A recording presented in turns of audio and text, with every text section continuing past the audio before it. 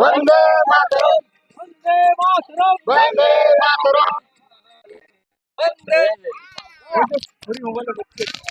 ভালো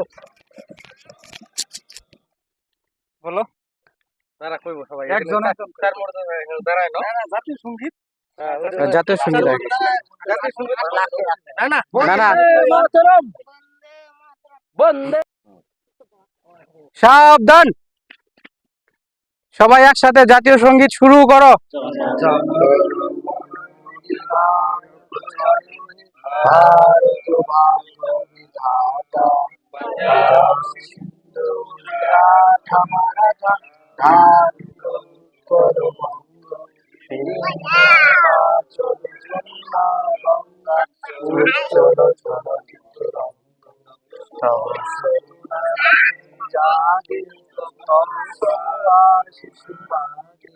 গাহে তব জয় গানা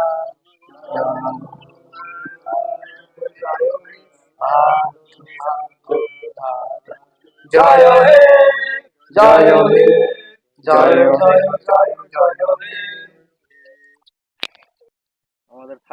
আজকের এই স্বাধীনতা দিবস উপলক্ষে আমাদের মধ্যে উপস্থিত দু একজনকে কিছু বলার জন্য অনুরোধ করছি। সর্বপ্রথম আমি শঙ্কর চৌধুরী মহাশয়কে কিছু বলার জন্য বলছি। দু চার কথা যা বলো, যা পারবা বলো।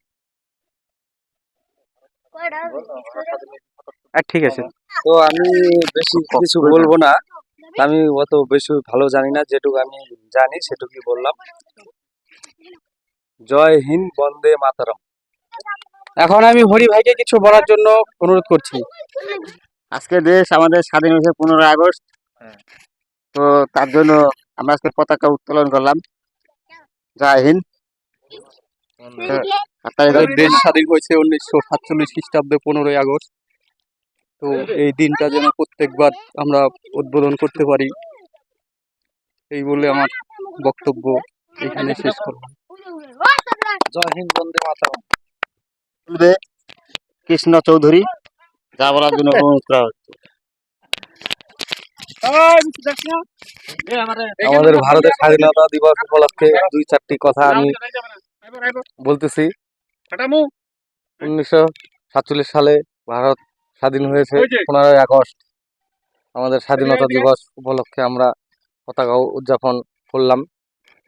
আমাদের ভারত স্বাধীন হয়েছে 77 বছর পূর্বে। এটা 78তম স্বাধীনতা দিবস পতাকা উত্তোলন করা হয়েছে আমাদের। এই জন্য সবাইকে স্যালুট জানিয়ে আমাদের পতাকা উত্তোলন করা হইল। এই বলে আমার বক্তব্য এখানেই শেষ করলাম। তো আজ 15ই আগস্ট, স্বাধীনতার বছর আগে আমাদের এই দেশ স্বাধীন হয়েছিল। আজকের এই দিনটিকে স্মরণ করতে গেলে মনে পড়ে সেই সব শহীদদের কথা, সেই সব মহাপুরুষদের কথা। তাদের আত্মবলিদান এবং আত্মত্যাগের মধ্য দিয়েই আমরা এই স্বাধীনতা অর্জন করতে পেরেছিলাম। স্বাধীনতা বলতে বোঝায় জীবনের অধিকার, স্বাধীনভাবে কথা বলার অধিকার, স্বাধীনভাবে থাকার অধিকার, বাঁচার অধিকার, খাদ্য বস্ত্র বাসস্থানের অধিকার। কিন্তু 1947 সালের আগে এই অধিকার ভারতবর্ষের নাগরিকদের কারোরই ছিল না। এই অধিকার ছিল বিদেশিদের হাতে। এই স্বাধীনতার ইতিহাস যদি আমরা একটু সংক্ষেপে আলোচনা করি, তাহলে আমাদের মনে পড়ে সেই 1757 সালের কথা, যখন শুরু হয়েছিল পলাশির বিদ্রোহ। ইংল্যান্ডের ছোট্ট একটা কোম্পানি, যার নাম ছিল ইস্ট ইন্ডিয়া কোম্পানি, সেই কোম্পানি ভারতবর্ষে আসে ব্যবসা বাণিজ্য করার জন্য। কিন্তু কালক্রমে আমাদের তখনকার শাসকদের পরাজিত করে 1947 সালের আগে বিভিন্ন সংগ্রাম করে ভারতীয় শহীদরা। সেই 1757 থেকে শুরু করে 1947 অবধি আমাদের এই সংগ্রাম চলে। ছোট্ট একটা কোম্পানি যখন ভারতে আসে শুধুমাত্র ব্যবসা বাণিজ্য করার জন্য, তখন কি আমরা জানতাম যে এই ব্যবসা কোম্পানি একদিন আমাদের এই দেশের ওপর শাসন করবে? কালক্রমে এই শাসন চলে যায় ইংল্যান্ডের মহারানীর হাতে। সেই কোম্পানি থেকে সেই শাসন চলে যায় ইংল্যান্ড সরকারের হাতে। সেটা হচ্ছে 1857।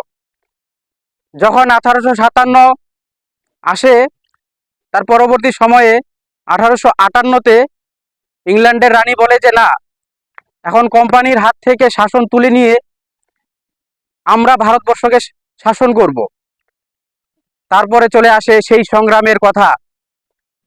ভারতবর্ষের বিভিন্ন সম্প্রদায়ের লোক, বিভিন্ন জনমতের লোক, বিভিন্ন ধর্মমতের লোক একত্রিত হয়ে এই সংগ্রামে তারা তাদের অবদান রাখে।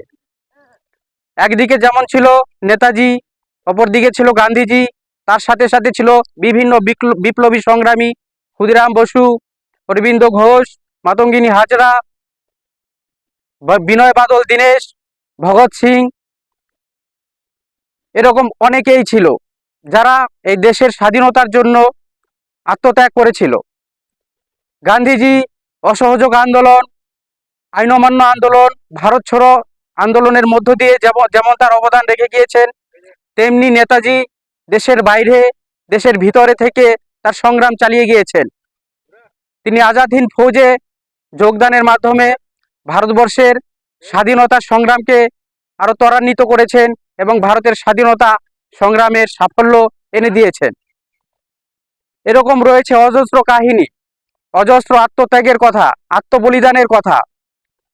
এর মধ্য দিয়েই আমরা স্বাধীনতা পেয়েছি। তো আমি চাইবো এই স্বাধীনতা যাতে অক্ষুণ্ণ থাকে এবং ভারতের স্বাধীনতা যাতে হাজার হাজার সাল এভাবেই চলে এবং ভারতের মানুষ যাতে স্বাধীনভাবে চলতে পারে, এই অঙ্গীকার রেখে এবং দায়বদ্ধতা নিয়ে আমি আমার সংক্ষিপ্ত বক্তব্য এখানে শেষ করছি।